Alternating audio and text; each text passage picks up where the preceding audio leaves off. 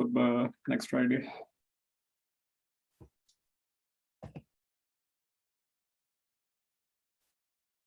Okay, assalamu alaikum to everyone who's joining. One second. Virtual Jumaa is an online Jumaa for those who've got. Suhail, sorry, 1 second. I'll just give you a signal when it starts. Okay. Assalamu alaikum to everyone.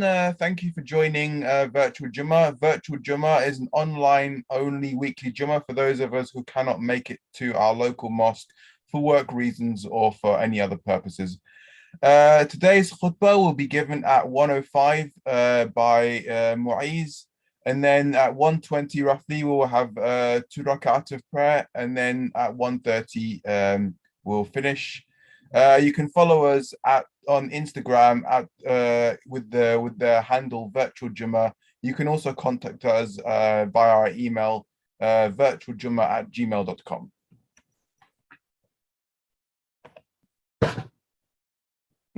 Thank you, Suhail.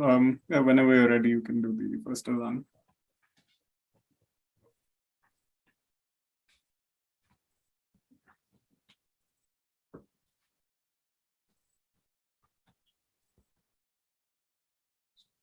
Allahu Akbar, Allahu Akbar, Allahu Akbar, Allahu Akbar.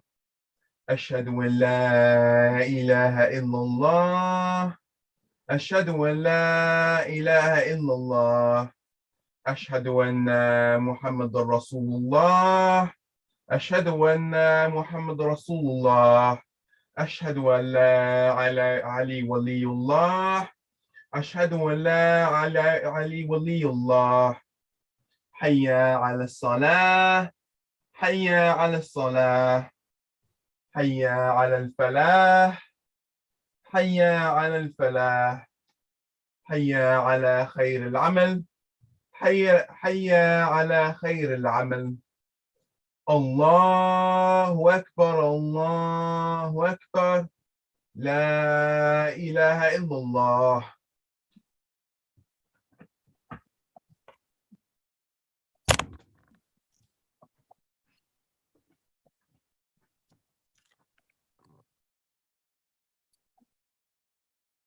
Bismillah ar-Rahman ar-Rahim.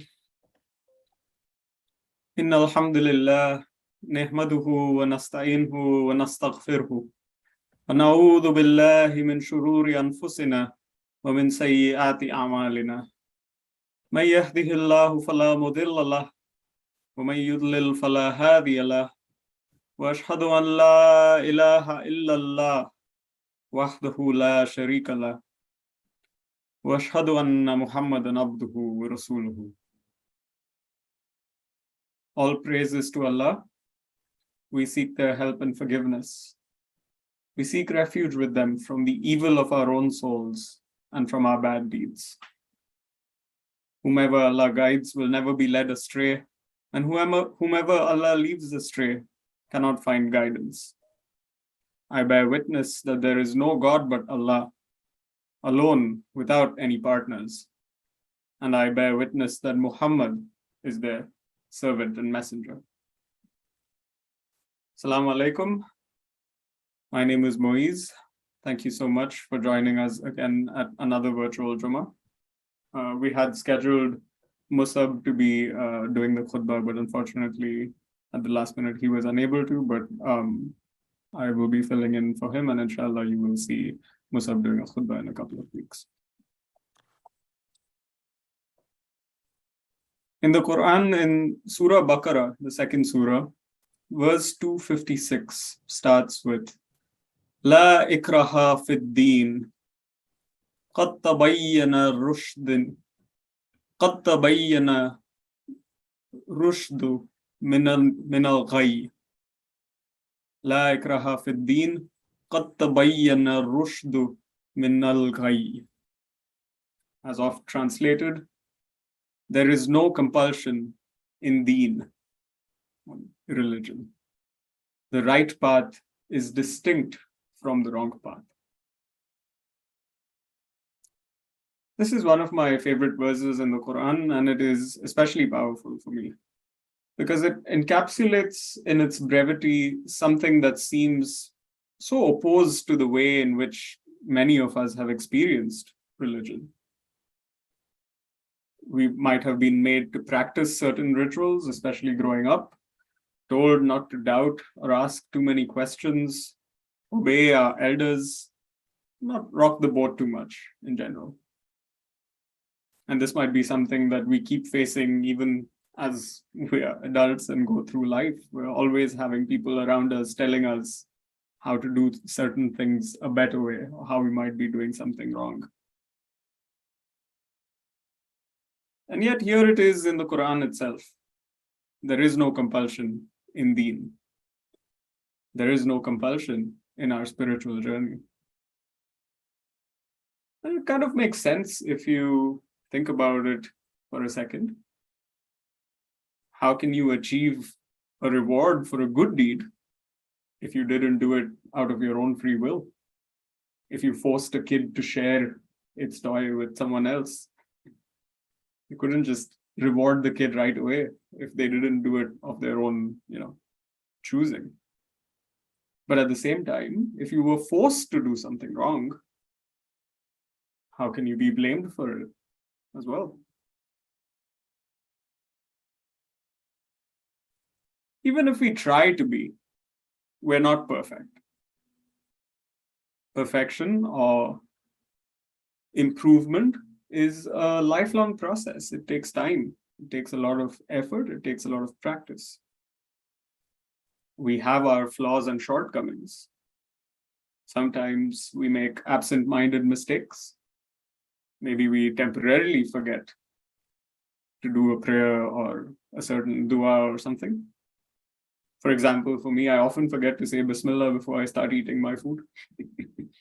Then I don't immediately feel, so guilty about it.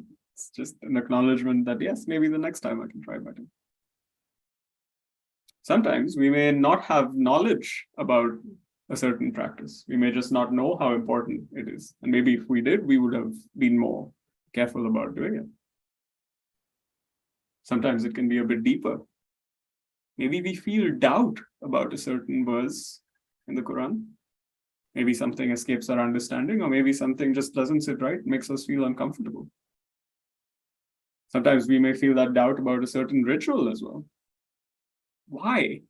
Why do I have to do this? Why is this obligatory as opposed to voluntary? And sometimes in life, we may not feel ready to take our practice to a different level, even if we may recognize that it's important. To say, oh yes, I do want to wake up for Fajr, for example. You may recognize that it's important, but you may still struggle to take that step to get there. Sometimes you may get to a certain step and then relapse back into a habit that you know is bad for you or is something you don't want to do, but it still happens. And that's part of being human as well. Sometimes it's okay to plan to develop a new habit in the future, to take the niyyah, the intention of doing something, maybe on an uncertain timeline. But it's one of the things in your to-do list, probably a bit further down. Now, our first instinct in these situations, and probably a lot of it is just the way we might have been raised, is that we blame ourselves. We fear God's wrath and anger. We feel guilty, perhaps helpless. And that may end us in an endless swirl of fear and guilt. And this may be so bad that it affects our mental health, our day-to-day functioning, constantly thinking about the things that we're doing wrong, allegedly. Our personal relationships might be affected as well, especially the ones, closest to us. And it may even affect our sense of self-worth. Now, I don't think religious practice or lapses thereof should have any of these negative effects. We know that these negative things that I mentioned are really harmful for us. And if anything, they can delay us from doing the same good practices that we had set out to do in the first place.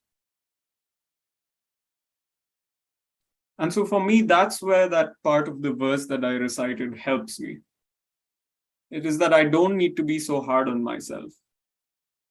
Not only do I not have to be compelled or forced into a practice by someone else, I shouldn't compel or force myself either if I'm not in the right place yet. So I can feel comfortable that social or family pressures or any other external factor is not conducive to my practice of faith.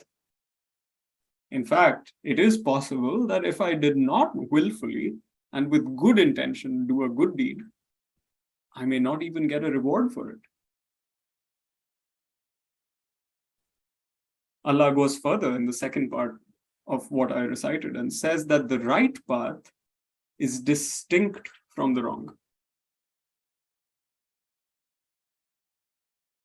But a couple of pieces of information are unclear or hidden or open to deeper interpretation, which is, for whom is the right path distinct from the wrong one? And by what criteria can we measure that? I understand from this part of the verse that I recited that each of us has the sense of distinguishing the right path from the wrong. We have within us an innate ability. In Arabic, the word that we use is fitra, something that we are born with. And our sense of reasoning, the word in Arabic being aql, the mental faculties that we are born with, but we also cultivate throughout our lives. These are gifts from Allah to all of us to guide us and help us distinguish for ourselves what is the right path from the wrong. So a couple more questions follow then.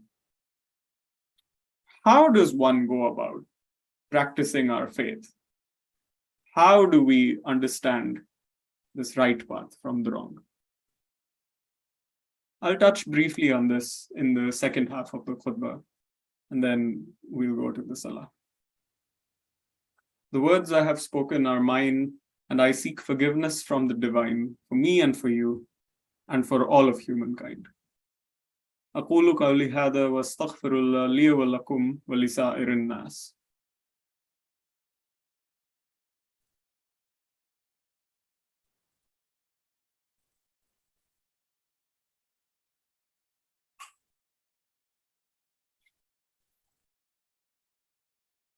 Bismillah. When I worry about whether I have elevated my practice enough, I think of hadiths in which the Prophet, peace be upon him, reminded his community of the importance of balance and moderation. He was against excessive rituals and practices. He would tell people off for praying too much, or for staying up night after night, or for fasting excessively until it harmed them. But he preached about more than rituals and practices. He preached of the importance of ethics and values, how we build a fair and just society. These values went hand in hand with the rituals of prayer and fasting and pilgrimage.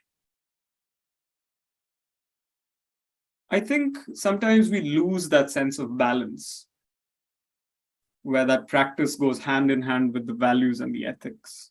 We focus so much on the ritual that we lose that wholeness of practice, which for me is the way that I understand the term deen, or the spiritual path. Allah reveals again in Surah Baqarah, the second surah, the verse 100 and 143, which starts with وَكَذَلِكَ جَعَلْنَكُمْ أُمَّةً وَسَطًا.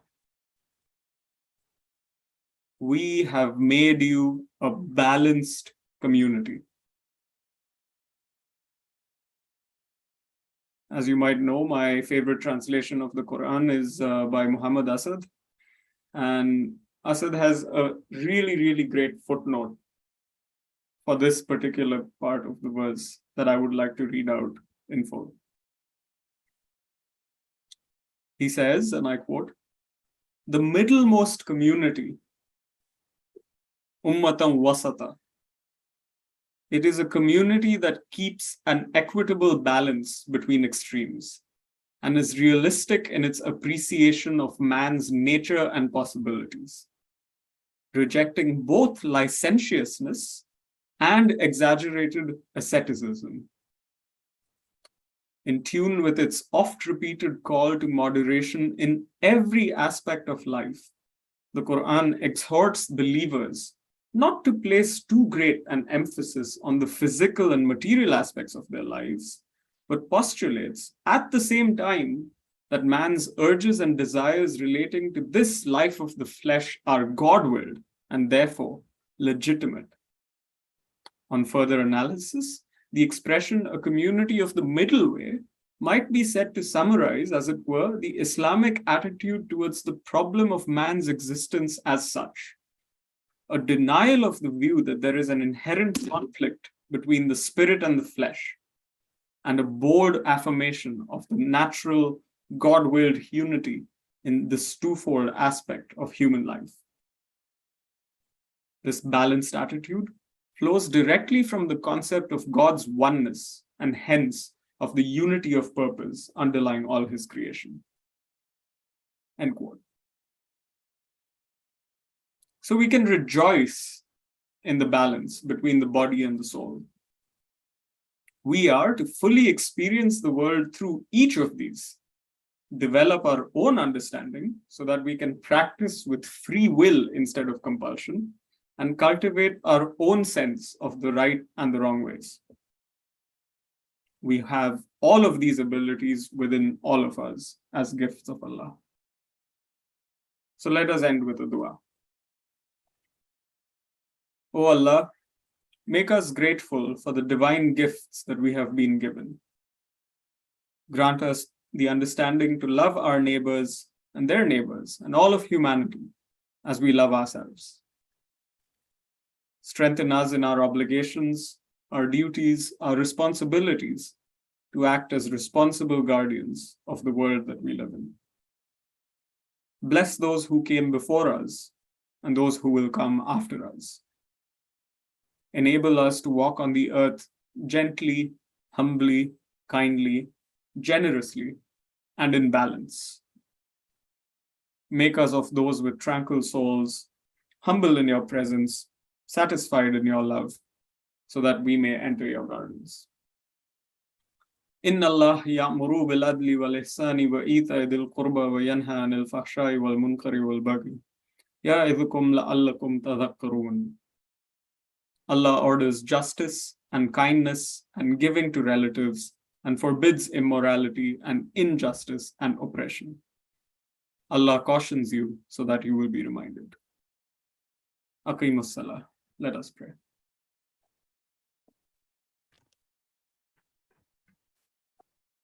I'll do the Iqama now.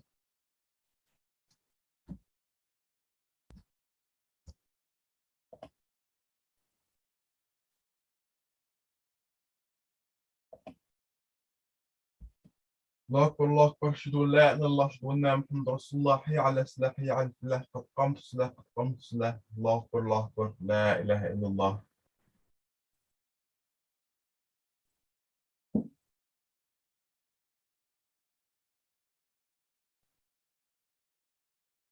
Allahu Akbar.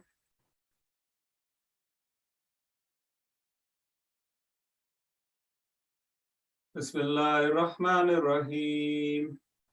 Alhamdulillahi Rabbil Alameen. Ar-Rahmanir Rahim. Maliki Yawmiddin. Maliki Yawmiddin. إياك نعبد وإياك نستعين اهدنا الصراط المستقيم صراط الذين أنعمت عليهم غير المغضوب عليهم ولا الضالين.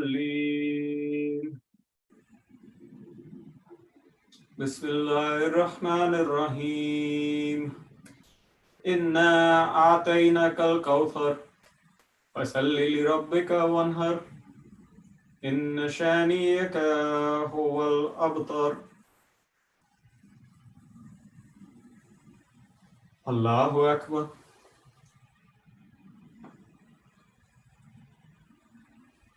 سمع الله لمن حمده. الله أكبر.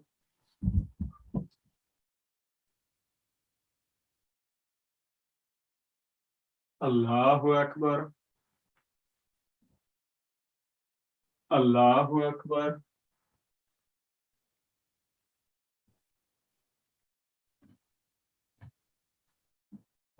الله أكبر. بسم الله الرحمن الرحيم.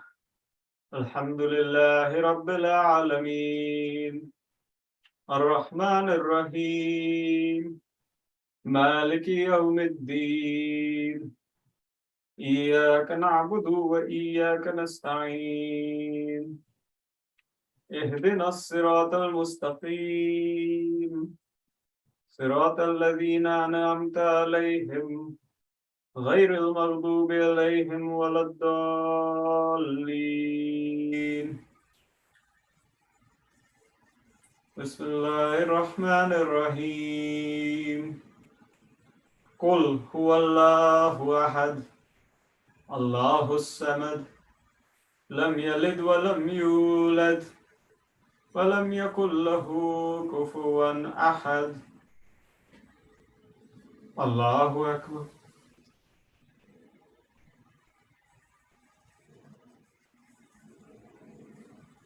سمع الله لمن حمده. الله أكبر.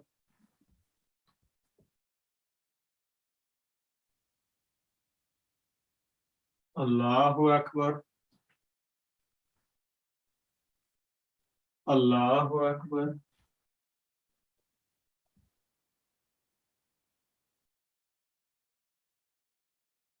الله أكبر.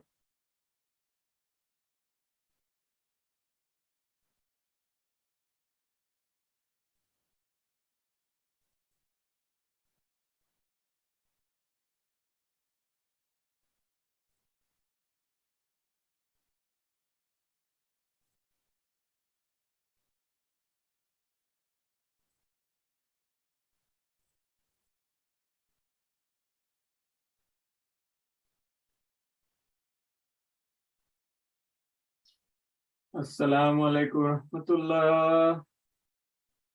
السلام عليكم ورحمة الله.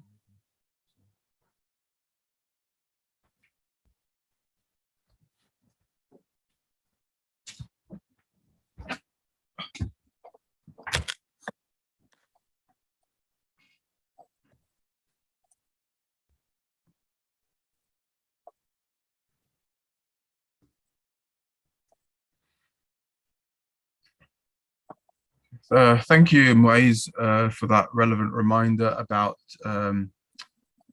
the very importance of balance and not doing things without pressure or coercion.